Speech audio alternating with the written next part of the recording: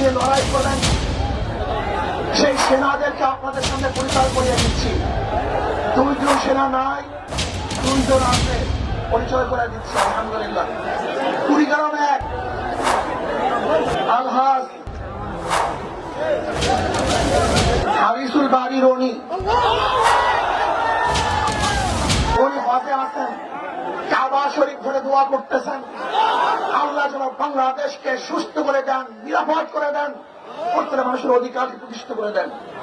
কুড়িগ্রাম 2 থেকে অধ্যক্ষ, যে হাজার হাজার ছাত্রদের ওস্তাদ, হাজার হাজার ছাত্রদের মুরব্বী, হাজার হাজার আলেমদের মুরব্বী, আলহাজ অধ্যক্ষ মাওলানা নূর বক্স সাহেব।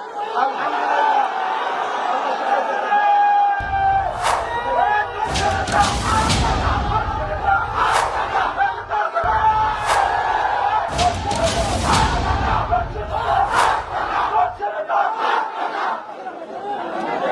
কুড়িগ্রাম 3 থেকে ডাক্তার অধ্যাপক আক্কাস আলী সাহেব, তিনি আমেরিকায় গেছেন, আপনাদের সবার কাছে সালাম জানাইছে, দোয়া করতে বলছেন, তিনি চলে আসবেন ইনশাআল্লাহ।